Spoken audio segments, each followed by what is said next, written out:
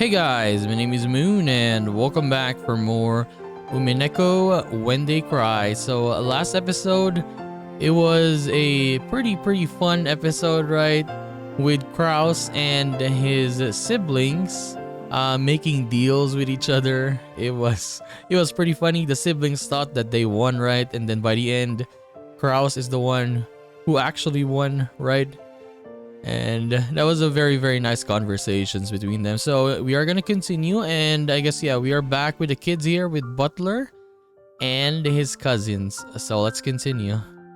黄金鏡に至るだろうか。しかしマリアは豆だな。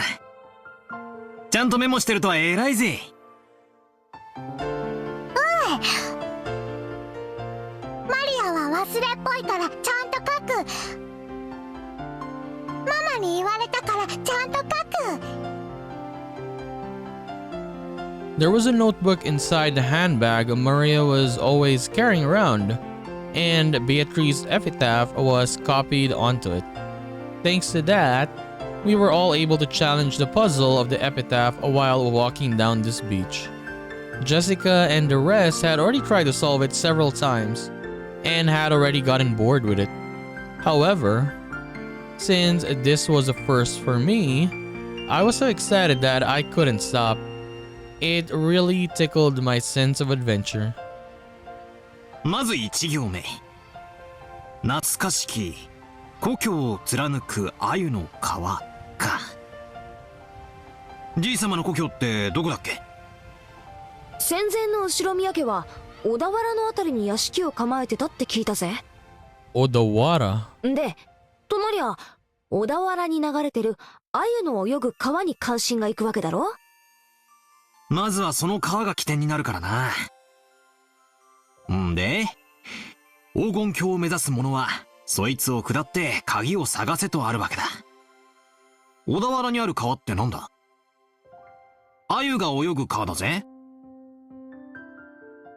小田原で鮎って言ったら早川だろうね。渓流釣りで有名だよ。マリア魚嫌い。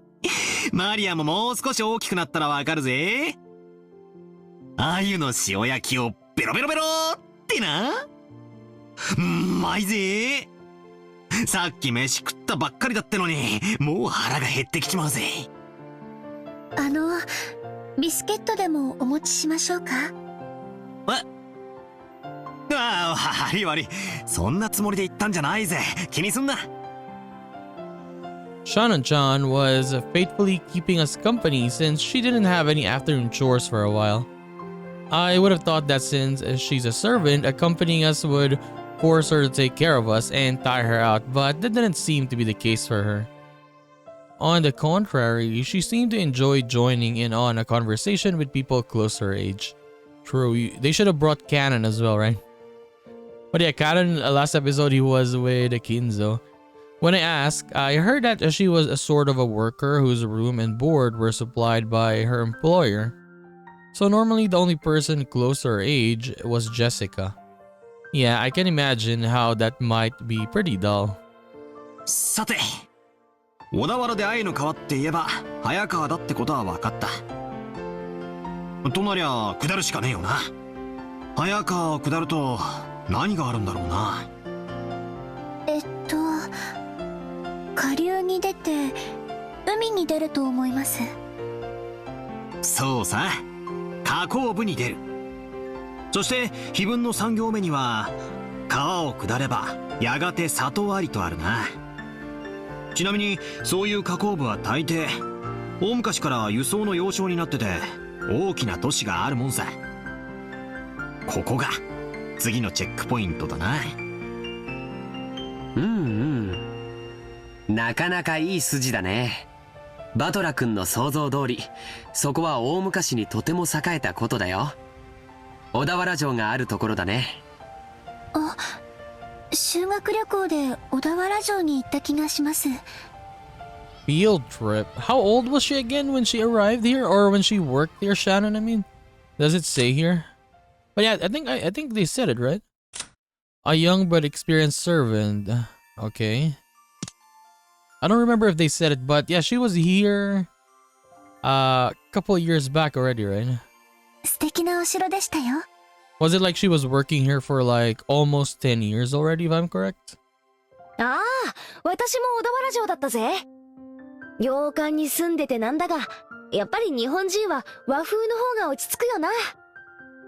おお、マリアお城退屈。遊園地がいい。そうかそうか。よしよし。黄金を見つけたら、このバトラ様が気前よく遊園地を一日借り切って遊ばせてやるぜ。 Butler Sama will reserve a whole theme park for a day and let you play in it. If we find the gold. しかし小田原城とはな。小田原城の隠し黄金。お？こりゃなんだかいかにもって感じだよな。ま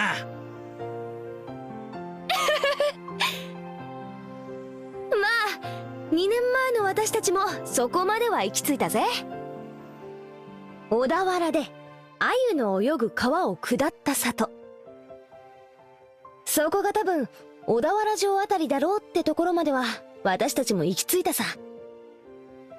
問題は次の行だろ。さて、バトラの鎮推理はどこまで行けるか見ものだぜ。Jessica grinned broadly. She seemed to be implying that she would have solved the puzzle long ago if it was that easy. Damn it. I'll definitely find it and keep it all for myself. 4行目。その里にて二人が口にし岸を探れ。二人ってのが何のことかわからねえが、とにかく岸だな。で、岸ってなんだよ。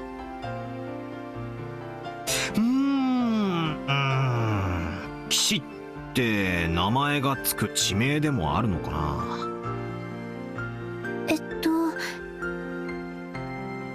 曽我岸という地名が小田原にあるんだそうですよ。おお、詳しいな。ってことはなんだよ。シャノンちゃんも黄金を狙って謎解きに挑戦してるんだな。となりゃ俺たちはライバルだぜ。別に黄金なんて興味は。ただ以前にジョージ様から教えてもらっただけで。 She's blushing when she said George. 2年前の私たちも同じ推理に行き着いたってわけさ。わざわざ地図を広げて調べたんだぜ。小田原城の北に5キロくらいだったかな。そこには確かに曽我岸という地名があるよ。でもそこからがわからないんだ。次の5行目にはその土地のどこに鍵があるかは記してない。マリアちゃん、読んでくれるかい？そこに黄金鏡への鍵が眠る。読めた。曽我岸ったって広いだろうし、かつてそこに後宮家の家があったわけでもない。その広大な土地のどこかに鍵が隠されててノーヒントってんじゃ、こいつはお手上げってわけだぜ。確かにな。鍵が手に入らないことにはその先の行に進めないぜ。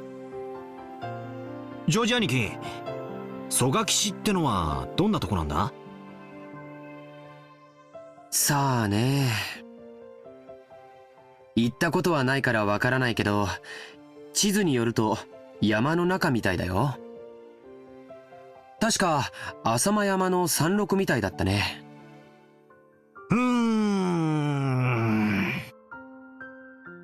なんだかパッとしねえな。宝のありかを隠した謎ってのはもっとぴったりとはまるもんじゃねえのかよ。どうも曽我岸ってのがそもそも間違いって気がするぜ。私は曽我岸を疑ってるぜ。私たちが知らないだけで例えばじいさまの子供時代を過ごした家とかがあるかもしれないだろ。1行目に懐かしき故郷をって行があるくらいだもんな。シャノンはじいさまによく酒とか継がされてたろ。昔話とか聞かされたことないのか。親方様は昔の話はほとんどされません。ただ後ろ宮家が滅びかけた関東大震災について非常に人事のように話されることがありましたので。 Okay, he talks as though it was someone else's story. 関東地方よりずっと遠方にお住まいだったかもしれません。 Okay, so I guess he was probably not there, right, when it happened. 後宮本家は小田原に住んでたかもしれないけど、分家はその限りじゃなかったろうね。おじいさまはよく自分のことを分家も分家、後継ぎに最も縁遠かった。So Kinzo is really far, I mean. Like, he's the branch of a branch family. So, he's like, yeah, Ushiromiya family, but he was very, very, very far, right? と言われるくらいだからね。ってことはつまり、懐かしき故郷ってのが、すでに小田原じゃない可能性もあるってことだな。じいさまの故郷なんて聞いたこともないぜ。聞いても素直に教えちゃくれねえだろうしよ。懐かしき故郷というのが後宮家のルーツを指さないのであれば、小田原説は初めから間違ってることになっちゃうね。もちろん曽我氏の疑いが晴れたわけじゃないけれども、例えば幼少の頃を小田原で過ごし、その後遠方へ引っ越した可能性もあるだろうし。おお、さっきから何の話かわかんない。おお。 Maria had completely left out of the conversation, and she now sat puffing out her cheeks in boredom. つまりだな、黄金すごろくの最初のスタート地点が決まらないことには何も始まらないってことだぜ。最初の5行で見つかるのは鍵だろ。鍵なんてなくても扉はぶち壊して入ることだってできるはずだぜ。とりあえず最初の5行をすっ飛ばしてその先の推理に入ってもいいんじゃねえか。おお、その発想はなかったぜ。まあいいや、どうせ暇つぶしなんだ。続きを聞かせろよ、バトラの推理。でもその先からは急に物騒になるんですよね。 Shannon-chan frowned slightly. After looking back at Maria's notebook to recall what was written there, yeah, I was forced to agree. 第1の番に鍵の選び師6人を生贄に捧げよ。 Yeah, this one, the first twilight, right? 6 sacrifices. So if this translates to 6 people dying, who is it gonna be, right? How many people do we have again here? I didn't check last time. So we got 4, 7, 10, 13, 16, 17, 18, 19, 20. Wait, we got a lot. 1, 2, 3, 4, 5, 6, 7, 8, 9, 10. 14, 15, 16, 17, 18. Oh, 18. Okay, 18 only. Why did I say 20 earlier? 18 only. Wait, 6 in an instant, guys. 6. いきなり物騒になるな。 Yes. 第2の番には寄り添う2人を引き裂けときたもんだ。恋仲を破談させるのか、文字通り引き裂くという意味なのか、わかりかねるけど、どっちにせよ気持ちの悪い話だぜ。その第2の番の解釈を別にしても、第1の番に6人、第4の番から第8の番までで5人。Then 5 people for the 4th through 8 twilights. So I'm thinking that when it happens, like the 6 people in the first twilight, it's mostly gonna be what do you call this? The parents. Not all of them, but probably like some of them, right? For sure. Because I don't see like the kids instantly, for example, dying already. If that's the case. Yeah, I don't see them just going instantly out. I think the kids are the much more main, yeah, I guess the main characters of this game, or we'll see, right? But yeah, in the first 6, I'm guessing that we're gonna get, yeah, like most of them are gonna be parents. Let's say like four of them, like at least 3 or 4 of them are gonna be of the parents side. That's just gonna go, right? 少なく見積もっても11人が生贄にされなきゃならない。 At least 11 people. But yeah, we got the servants though, right? ベアトリーチェが蘇るための生贄。なるほど。魔女復活のための生贄か。そういう解釈にもなるな。その結果、第9の晩に魔女が蘇って、最後は極めつけだな。第9の晩に魔女は蘇り、誰も生き残れはしない。結局はみんな死んでしまいます。それでようやく次の第10の晩にゴールってことになってんな。みんな死んじまうのに黄金鏡へ至るだろうって言われても困ったもんだぜ。鍵を手に旅に出た当人も生き残れないに含めるのかどうかは解釈の分かれるところだね。しかしよ、最後のところには面白いことが書いてあるぜ。ゴールした後、魔女からもらえる4つの宝の行だよ。1つは全ての黄金。問題は次だ。全ての死者の魂を蘇らせるとあるぜ。みんな死んじまったっていうのとかけてるような気がしねえか。それを言われれば、次の失った愛すらも蘇らせるという部分は、第2の晩の寄り添いし2人を引き裂けにかけているようにも見えますね。そうだね。そして4つ目も第9の晩にかけてある。第9の晩に蘇った魔女を4つ目の宝が再び眠りにつかせている。好意的に解釈すりゃ、死んだり別れさせたりと忙しいが、最後には全部チャラになるわけだな。目覚めた魔女も再び眠るし、手元にはたっぷりの黄金だけが残るって寸法だぜ。So what they're saying is, everything is gonna happen, and then at the end, the witch is gonna come, and the witch will reverse everything. So basically, yeah, gonna reverse time or reset time, and then the huge gold will be there. Is that gonna happen? 死んだり蘇らせたり、別れさせたりくっつかせたりと、魔女様はお忙しいこったな。ついでに起きたり眠ったりな。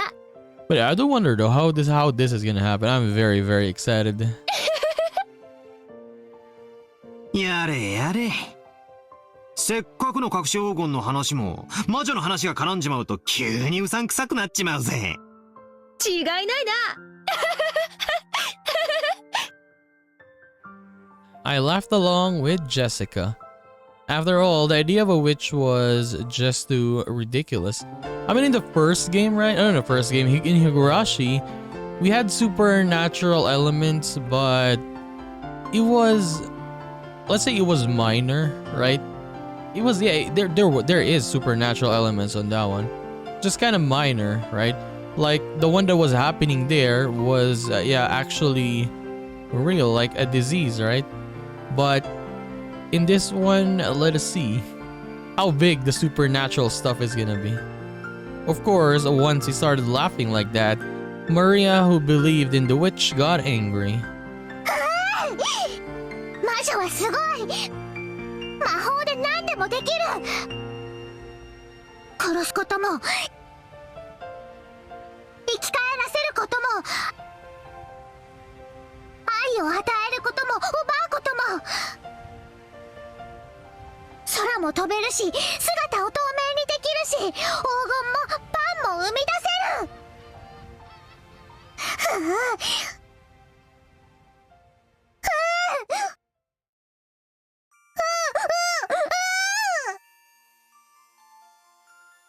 いけね。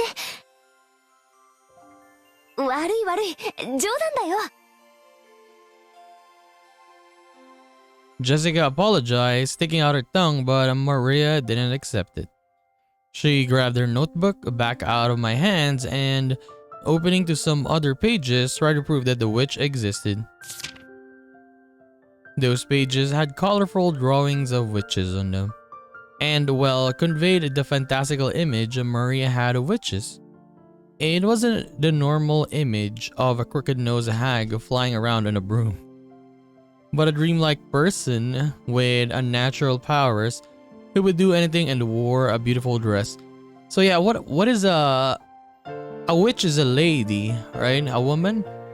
For a male, was it wizard, warlock? I don't remember, but yeah, because you see Kinzo, right? Kinzo. I just realized that, yeah, his outfit, it's like, yeah, he's a mage, right? Like I was saying, like, when we first saw him, he was wearing something from a graduation robe. But yeah, when you look at it like this, it's basically kind of like a mage or something like that. So a warlock, I think a warlock is a male, right? It was just what you'd expect from an imaginative young girl. Yeah, because Kinzo does black magic as well, if I'm correct. Spitting through the sky, crossing a rainbow. Dancing around all night with a teacup and a teapot that would never get empty no matter how much you poured out of it. With a flourish of her staff, the stars in the sky would become candy and pour down. And the flowers that produce sweets would bud by the roadside. To Maria, witches were the only concept that could embody the magical dream that so captivated her. As she grew older, it was the last remaining thing that could give richness to her dull and plain everyday life. That's why Maria believed in witches. She didn't want that dream of hers to be tarnished. That's why she didn't want anyone to tarnish the epitaph, which affirmed the existence of witches. マリアちゃんにとっては、これは黄金の隠し場所を示すものじゃなくて、魔女を蘇らせるための魔法なんだって。But magic to revive the witch.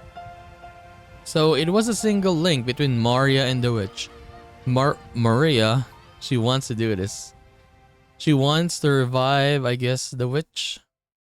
Maria was very angry and clung to George Aniki. Jessica and I scratched our heads and apologized. It might not be possible to smooth things over again like the time she got mad in front of the portrait. Maria didn't seem willing to be easily consoled. Unlike Jessica and I, who hung our heads and wondering what to do, Shannon-chan timidly opened her mouth. マリア様、ご存知ですか？私たち使用人の間では、ベアトリーチ様の怪談が語り継がれているんですよ。Okay, we got a ghost story this time. そうだったっけ？シャドン、聞かせてやれよ。私は知らないんだけど、使用人の間じゃかなり有名な話らしいぜ。何の話だ？階段？うん。僕たちが生まれる前からある話らしいね。母さんにも話を聞かされたことがあるよ。はい。この島にお屋敷が建てられてからずっと語り継がれている話です。当時の使用人たちは、お屋敷には昼と夜で違う主がいると囁き合っていたそうです。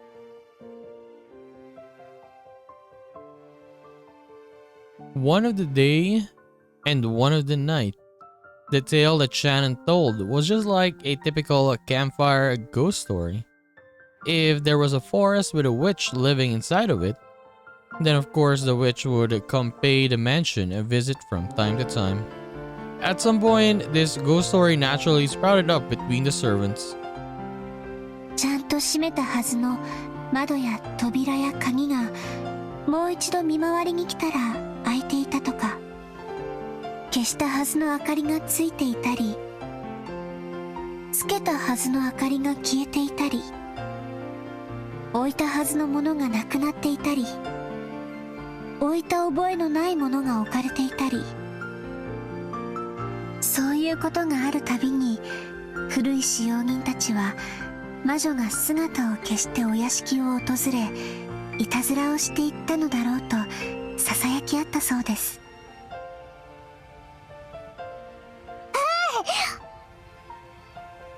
いる。ベアトリーチェはいる。ああ、いるよな。私も昔よく登校の時に限ってカバンが見つからなかったりしたもんだぜ。Maria puffed out her chest with an ooh, as though this was the final proof of the witch's existence. If I opened my mouth, Maria would probably be hurt again, so I didn't. I mean, you hear this kind of story everywhere. Depending on the place, they might blame it on a dwarf or an elf. The only difference is that they call it a witch on this island. Of course, walking around a vast, elegant mansion at night would be a little unsettling. It's an island devoid of people. Since the mansion is so drafty, walking around on the night of a thunderstorm would certainly be eerie. But imagine if the witch that they've been talking about was like really scary. Because yeah, we see Beatrice on the portrait, right? She's a beautiful woman basically, right? Imagine if the witch was just, yeah, like the typical like scary looking witch, and the old hag looking one. That would be terrifying. And then for example, it came to them and then it tried to kill them. Yeah, I wanna, what do you call this? If you have a visual novel that's like that the enemy is an actual like evil like character, creature, and it's terrifying, please do recommend it to me. Yeah, I wanna find something like that. 他にも鬼火や輝く蝶々が舞っているのを見たという使用人も、カノン君もそれらしいものを以前夜の見回りの時に見たことがあると言ってました。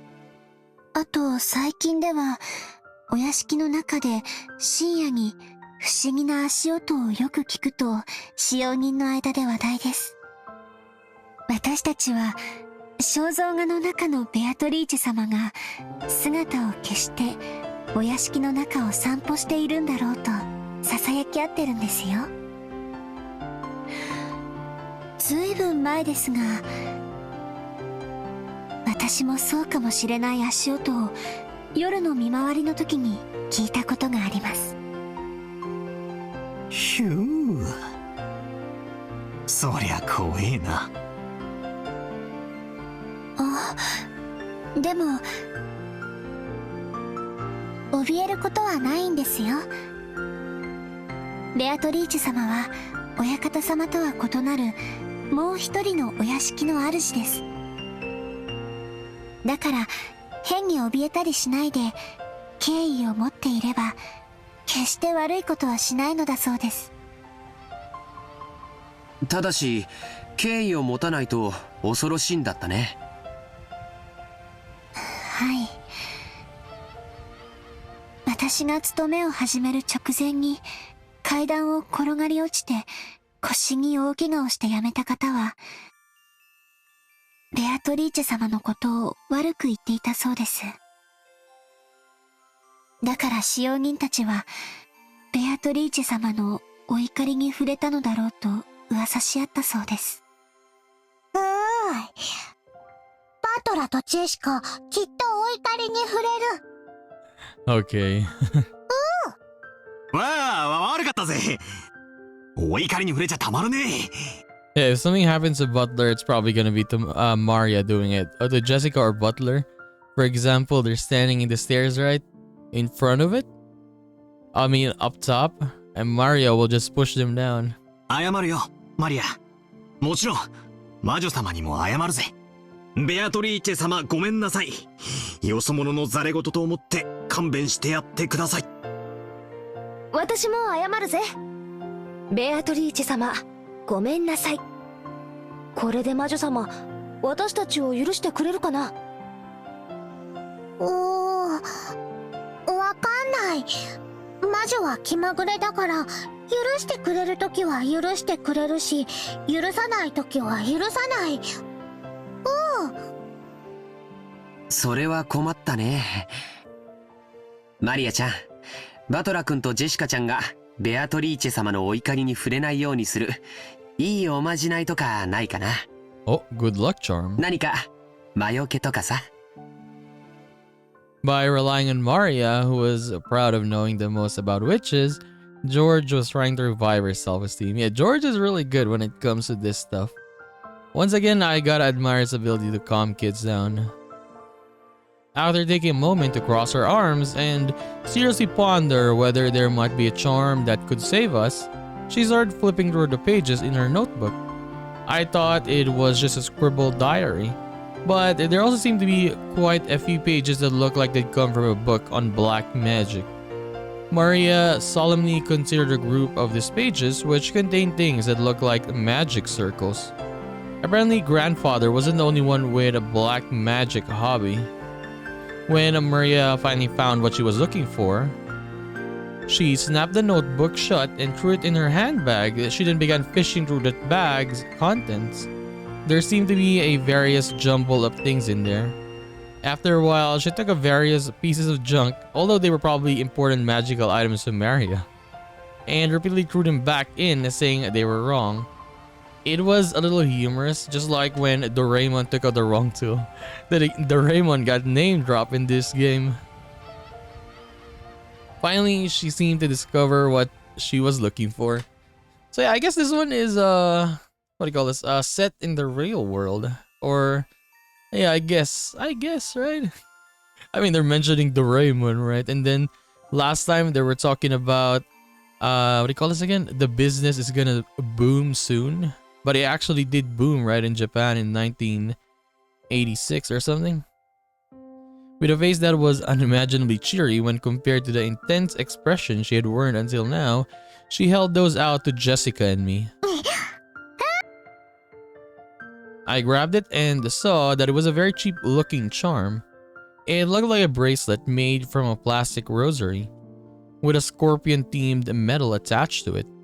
Haven't you ever seen those cheap zodiac themed accessories? The kind you might win at a crane game at an arcade. It really looked like something like that. There were two of them, probably one for me and one for Jessica. However, the very fact that there were two of them made them feel even more like cheap manufactured goods, making it pretty hard to think of them as magical items. これを私とバトラに？ Yeah, when a kid gives you something like that, just accept it. It will mean a lot to the kid. Yeah. このお守りならベアタリーチェも大丈夫。サソリは魔除けの力があるから。そうなのか？ She said the scorpions have the power to ward magic. サソリにそんな力がねえ。 Yeah, why scorpions though? バトラが信じない。I'd said too much and angered Maria again. Maria took out her notebook again, pointing out various pages as she went on and on about how the scorpion had such incredible holy power that it had been used in magic repelling magical circles since ancient times. あ、他の使用人の子から聞いたことがあります。サソリって魔術では魔除けのシンボルとして描かれることもあるんだとか。へえ、そうなのか。サソリは悪い魔法や最悪から守ってくれる。そしてエメラルドは心に平和をもたらしてくれる。だから二重で効果がある。Okay, Scorpion protects against bad magic and calamity, and the emerald brings peace to the heart. Okay. 本当だ。サソリがエメラルドを抱いて守ってるね。なるほど。これはご利益がありそうだよ。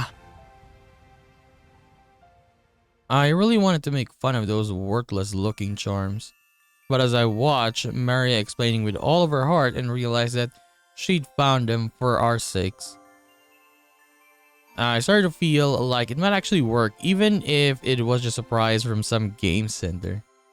The material quality of the charm didn't matter, but yeah, I'm actually curious, how does Maria know all of this, right? Yeah, like magic circles, witches and stuff. Where did she find this? Who taught her this? Like all of this, right? What mattered was the strength of her feelings. I mean, they didn't really go here like every time. I mean, they go to this island, I guess, was it yearly? But yeah, they're not here all the time is what I'm saying, right? So what, she searched it in the internet? I mean, there's no internet back then, but what I'm saying is, yeah, how did she get all of this knowledge, right? Even I don't think of myself as a sort of loser who would laugh at something like that. I mean, I was thinking like, oh, maybe Kinzo taught her that, but when Kinzo was talking about all of his family members, yeah, he pretty much hated every single one of them, from the parents to the kids. Yeah, he thought of them as failures, all of them. そっか。ありがとな。ベアトリーチェ様には謝ったけどよ。万が一たたりがある時でも、マリアのこのお守りのおかげで安心だぜ。な、ジェシカ。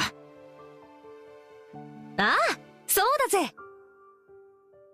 ありがとうな、マリア。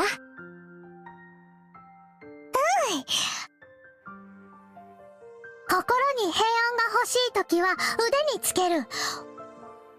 お財布に入れるとお金が減らなくなる。ドアノブにかけておくと悪いものが入ってこられなくなる。便利なお守り。 Okay, we'll look at this. If you hang it from a doorknob, bad things can get in. That's the only thing that maybe they will try, right?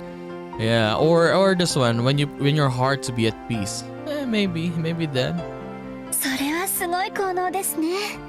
マリア様が自信を持って進めるお守りならきっと頼もしいものと思います。Shannon-chan clapped her hands together and Maria stacked out her chest. She was totally in a good mood again. It's probably best if we let her lead the conversation a bit longer if it'll keep her in such a good mood. Come to think of it, she looked a bit bored when we were getting excited about the hidden gold, probably because she couldn't keep up. While eating the cookies Kumasawa-san had baked, Jessica and I asked Maria this and that about black magic. Maria happily chatted away in response to our questions. Each time, George Aniki and Shannon-chan would act surprised or chime in. The clouds in the sky grew darker and darker, but we cousins really enjoyed communicating freely after a year of separation.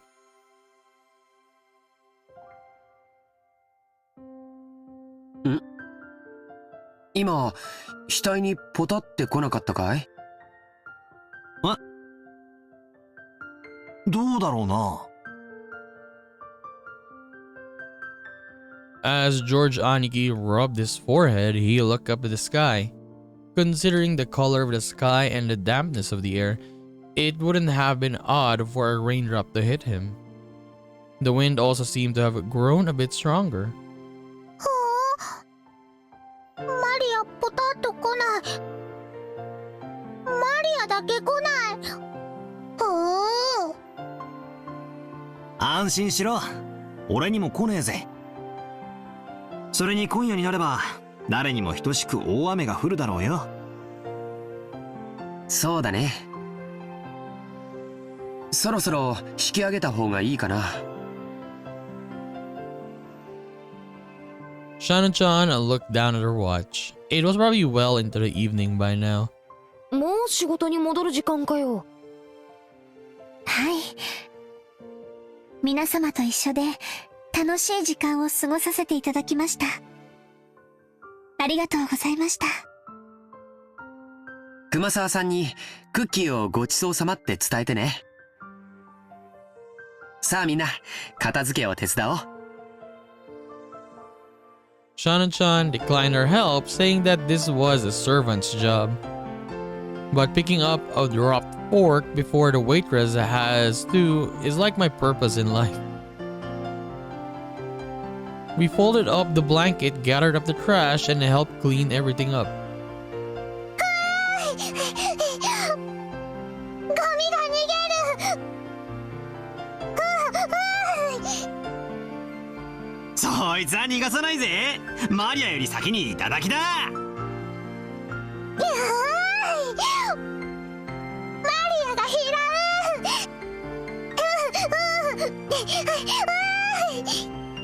マリア、靴を濡らすなよ。怒られるぜ。To Maria, chasing after some trash sent flying with the powerful winds was just another game. By the time we finished, the wind was blowing pretty strongly. Probably a good time to head back. 皆様のおかげで助かりました。ありがとうございました。もう本当に時間がないみたいだね。先に戻っていいよ。George Aniki perceived from her hurried appearance that very little of her free time was left. 源氏さん、時間には厳しい人だからな。定時に持ち場についてないと厳しそうだぜ。また後でね。お仕事頑張ってね。はい。それでは失礼させていただきます。After making a respectful bow, Shannon-chan ran towards her rose garden. じゃあ俺たちもゲストハウスへ戻ろうぜ。テレビでも見てくつろがせてもらうさ。テレビ見る。テレビ見る。なら決まりだな。戻ってみんなで一緒にテレビでも見ようぜ。Maria, who wasn't done having fun, agreed once television was mentioned. We climbed up the gentle stairs and returned to the rose garden. So what are they gonna watch? The wind had grown very strong and the roses shook throughout the garden like ripples on the water. This might be our last chance to see these beautiful roses. I'll bet tonight's typhoon ruins them. バラ、今夜の風でやられちまうかもしれないな。そうだな。バラたちもラッキーだったと思うぜ。台風の前にバトラたちを歓迎できたんだからよ。花はいつか必ず散る。でもだからこそ咲き誇る今をめでることができるんじゃないかな。Honestly, when you look at George, right, when his glasses are like that, like all fogged up, he looks like he's a bad guy or something, or something. What do you call this? He looks like he's planning something. そうだな。マリアもよく目に焼き付けとけ。今この瞬間が今年で一番のバラなんだぜ。目に焼き付ける。Right then, Maria suddenly clapped her hands. It looked like she'd remembered something. マリアのバラ、台風で飛ばされちゃう。ああ、ジョージの兄貴に目印のリボンをつけてもらった。あの元気のないバラか。Maria apparently remembered where the rose was. She ran at full speed. The rest of us followed her.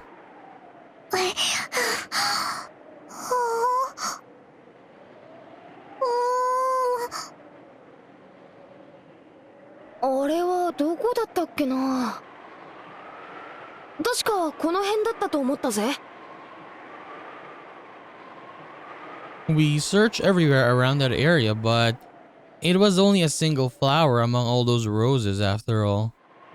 Even though we knew it was somewhere close by, we weren't able to find it. The winds making up the typhoon's front lines made roses throughout the garden undulate. It was almost like it was teasing us by making the location of Maria's rose impossible to find. ここじゃなかったかな。少し手分けをして探してみようか。そうだな。人海戦術で行こうぜ。なんだよマリア。As we made to split up and search, Maria tagged on my jacket with an unhappy face. I could tell that she didn't want us to leave that spot. なんだよ、どうした？マリアのバラはここなの。でも現にないぜ。この花壇の裏側だったかもな。みんなで探せば早いぜ。ここなの。マリアのバラはここなの。探して探して。 Oh no, she's getting angry now. Maria stomped her feet in irritation. Like, yeah, now we can actually like see that Maria is, I mean, they don't say it outright, but yeah, she's a special child. What do you call that? She has, I guess, maybe mild autism, maybe something like that, right?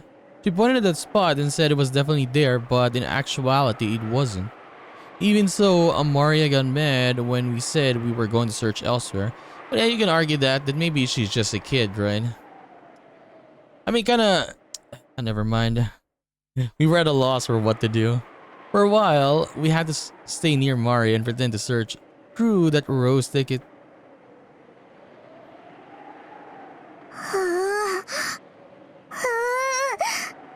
ないないない。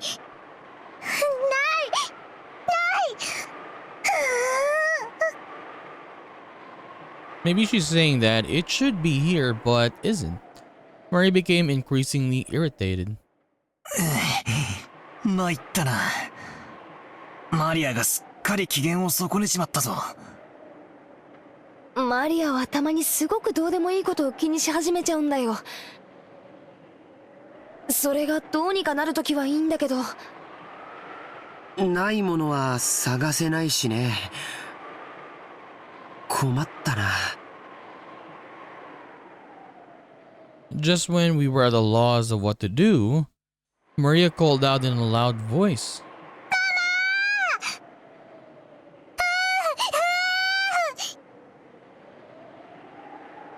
Oh, we could see Aunt Rosa in the direction Maria was waving her hand. Maybe she wanted to look at the garden one more time before the typhoon came. Or maybe she had some business at the guest house. Aunt Rosa was coming from the mansion. Okay, so Aunt Rosa is gonna come now. She quickly noticed her daughter's voice and came over. あらあら、どうしたのみんな。何か探し物なの？探して。ママもマリアのバラを探して。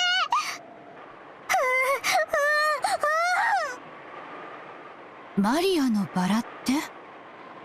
この辺に元気のないバラを一つ見つけて、それに目印をつけたんです。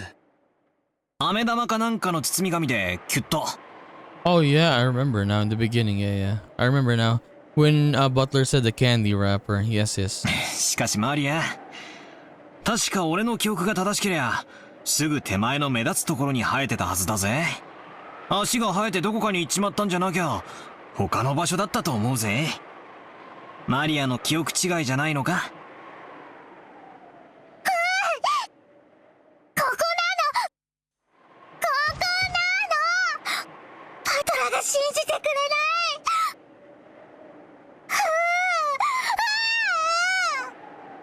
い。そのうー言うのをやめなさいって何度言ったらわかるの？ How many times do I have to tell you stop? ママも探してあげるから静かにしなさい。I'd never seen Aunt Rosa be anything other than kind and gentle, so her anger surprised me a bit. Yeah, she was kind of angry last episode as well, right? When Kraus was grilling her. Aunt Rosa began searching as well, so we went along with her for the time being. But we were already more than sure it wasn't around here. So it didn't take long for Aunt Rosa to realize that too. ここにはそのバラはないわよ。他の場所の間違いじゃない。これだけたくさんのバラがあるんだから。But yeah, there are a lot of roses here. Why don't you just get a new one, right? 違うの。ここにあるの。ママも信じてくれない。ちゃんと信じて探してるでしょ。でもないじゃない。ここなの。ここにあるのにない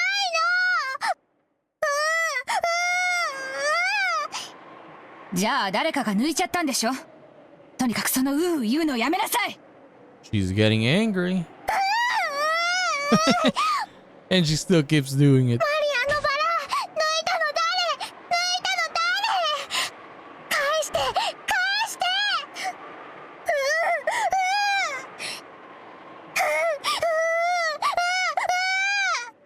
そんなの知らないわよ。やめなさい。その言うのやめなさい。 Aunt Rosa slapped Maria's left cheek with her palm. In that instant, Maria was shocked into silence. Of course, it was only for an instant. When Maria realized that her wish was being rejected, she started yelling even louder. Sorry.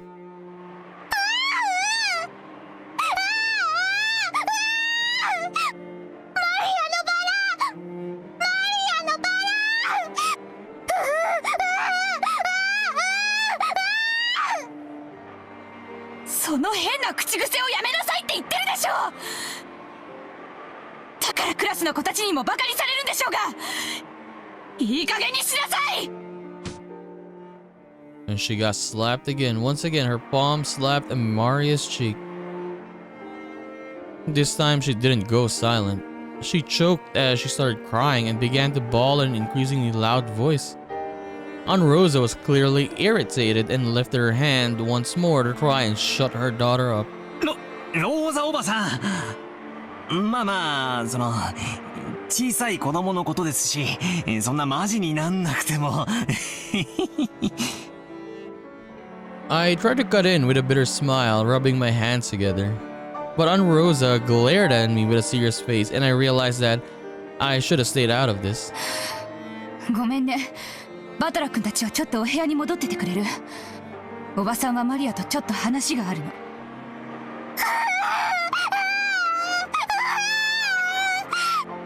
誰もマリアのバラを信じてくれない。ここにあったのに。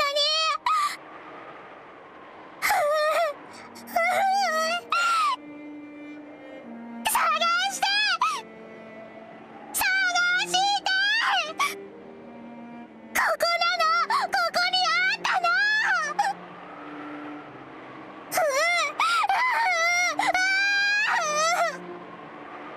でもないじゃない。なら他の場所の勘違いでしょ。ここ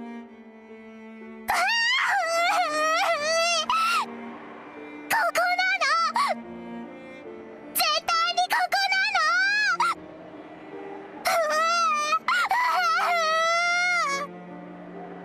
じゃあなくなっちゃったのよ。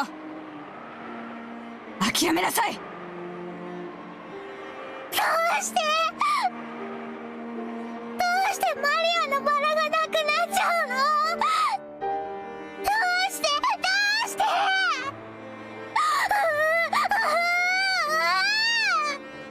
知らないわよ、そんなの。だからその言うのをやめなさい。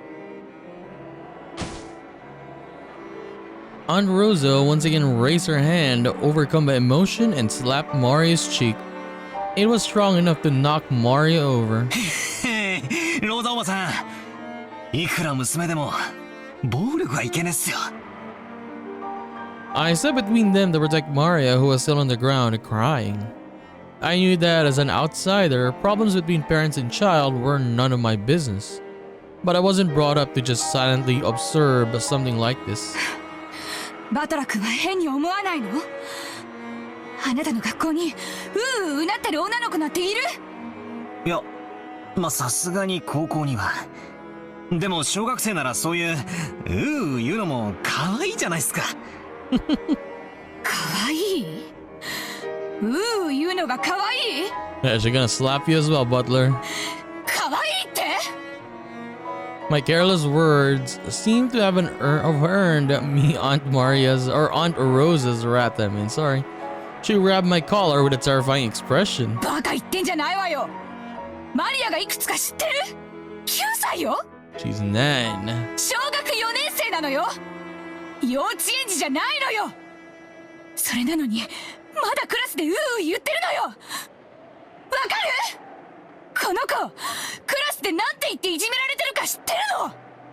この変な口癖のせいで未だに友達の一人もいないのよ。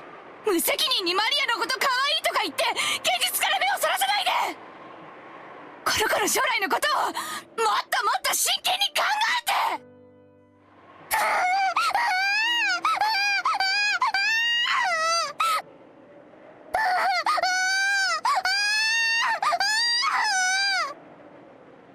だからその言うのをやめなさい。やめろって言ってんでしょ。Aunt Rosa struck Maria's quivering head, from which an increasingly unhappy voice was rising. I tried to stop it, but Aunt Rosa pushed me away. My back hit George Aniki. 昔はローザおばさんもマリアちゃんの幼児言葉の一つだくらいにしか思わなかったんだけど。 But I guess for Rosa, her life with Maria, right? I mean, yeah, the dad, we don't even know the dad, right? Is he even gonna show up in this game? But yeah, I guess there's a lot of frustration there, and then Maria acting like this. I'm not saying that what she's doing is right. What I'm saying is, what do you call this?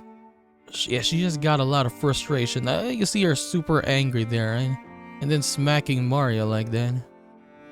And where's the dad? The dad is not here. 小学校の中学年になっても治らないのを最近はだいぶ気にしてて。別にどういう言葉遣いをしようと関係ねえだろ。そのまま社会人にはなれないよ。 She'll never make it as an adult if she's like that. だから見ていて気持ちのいい光景ではないけれど、これはおばさんたち親子の問題なんだよ。まあ私もこの言葉遣いのせいでよくお袋に怒られるけどよ。When they put it that way, maybe even a scene as painful as this one isn't something an outsider like me should butt in on. バトラ君だって小さい頃悪い癖が治らなくて怒られたことがあったんじゃないかい？まあ一つや二つは。授業参観の日に人前でずっと怒られてた時は恥ずかしくてたまらなかったぜ。じゃあ今のマリアちゃんたちの気持ちはわかるよね。僕たちにここにいてほしいとは思わないんじゃないかな。ジェシカちゃんにもわかるよね。I mean, yeah, the way George is saying it is, yeah, he is correct though. 怒られてるところを誰かに見られてとは思わないぜ。Like, yeah, if your kid has like problems like that, you gotta fix it, right? 行こう。ゲストハウスへ戻ろう。そしてマリアちゃんが戻ってきたら何事もなかったかのように迎えてあげようよ。それが一番じゃないかい。We thought George Aniki's point was probably a reasonable one, and we may have been eager to use a reasonable sounding argument as justification to retreat from this heartrending scene. But yeah, I don't know what to do. I don't have a kid. Like, but yeah, I'm not gonna smack my kid multiple times like that though. Jessica and I nodded at George Aniki and we all left. We called towards Maria, telling her that we were going to head to the guest house, but she didn't seem to hear, and we felt sorry, guilty and shameless after saying it. それなら好きなだけ一人で探しなさい。ママは知りません。探す。マリアが一人で探す。ママが知らなくても探す。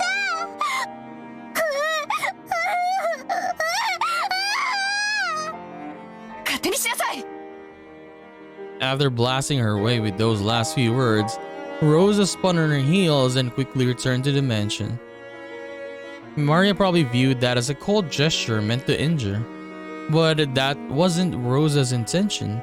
It was because the hand with which she had so emotionally struck Maria's cheek was still numb. It was because if she stayed there screaming, she might again be taken over by her emotions and continue slapping her daughter's cheek over and over. After Rosa left, Maria was left alone in the rose garden. The wind began to blow stronger and stronger, and every once in a while a raindrop would fall on her forehead. However, Maria couldn't leave that place, not until she found a poor, wilting rose. It had definitely been there. Even so, it wasn't. Even though she knew the place and even though it had been there, it wasn't. Maria bitterly stared at the place it was supposed to be and thought frantically. Maybe the angle that I'm looking for is wrong. Maybe the height I'm looking from is wrong. While glazing at a single point, Maria repeatedly stood up, changed her position, and continued to stare. The wind was getting stronger and stronger, but Maria kept on looking for that rose in front of the flower bed.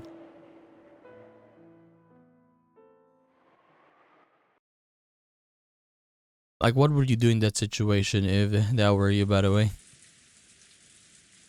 Me, I don't know. Kinzo noticed the sound of the raindrops beating on the window. It seemed to be pouring down thickly. It had begun to rain later than the weather report had predicted. Kinzo approached the window as if being summoned by the sound of rain. The sound of rain is sound of silence. That sound feels quieter than any silence, and makes humans remember that, in the end, they're alone from the moment they're born to the moment they die. Well, he's gonna give us another one of his extremely good speeches. Were those the words directed at the rainy sky? There was no one to be seen in the direction of Kinzo's gaze. さあ、始めようではないか。私とお前の奇跡の宴を。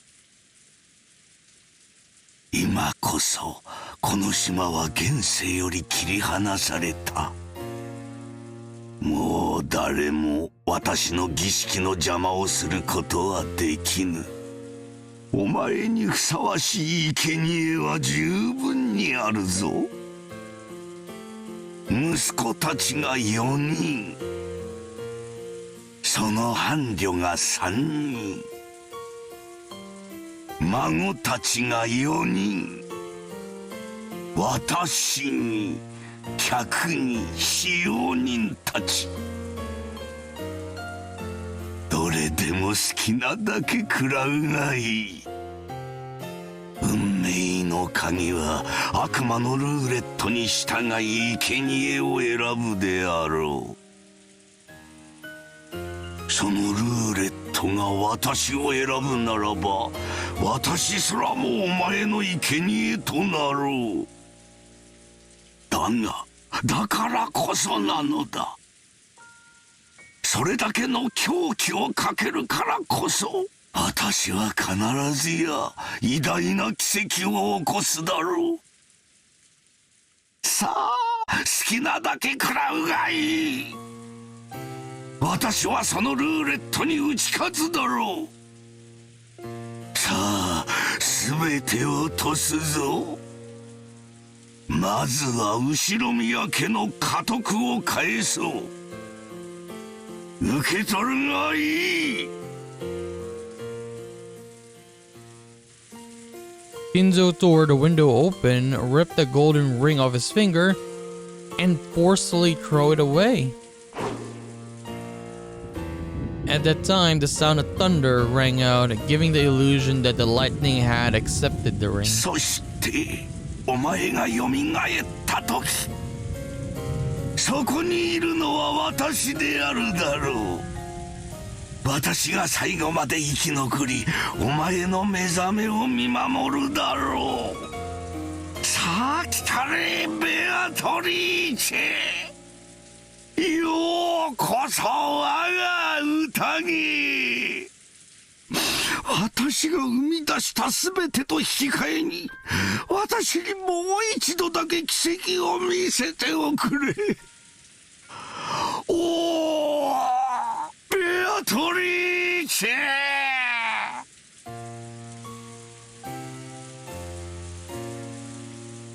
Oh my god, it cracked again. But damn, that chapter was insane. From them just talking in the beach, right? To here.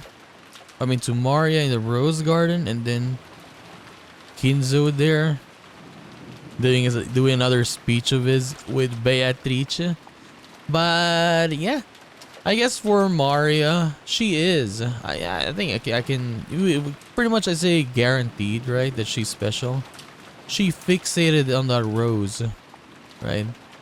Rosa. Okay. But yeah, we need to be like very, very patient though when it comes to that. Like extremely patient. But yeah, Rosa, I guess, yeah, she couldn't control her emotions. I guess, I mean, maybe for her it's been happening happening all the time, right? But yeah, you don't smack your kid like that, man. You will only get hatred. When that kid grows up and like that, you will only get hatred. Right? Be patient. Talk to your kid. But yeah, Maria's a little bit different, so you need like 10 times more patience for that. But damn, and she left her though, right? She left her outside. Everyone is inside now, but Maria's outside, so we'll see what happens, right? We'll see what happens. And the Kinzo there spouting a banquet, right? And then he threw his ring. Something's probably gonna happen, or we will start maybe next episode. Maybe the serious stuff will start next episode. We will find out. So yes, we are gonna continue this and do more of Umineko When They Cry in the next one. So I'll just see you then, guys. Bye bye.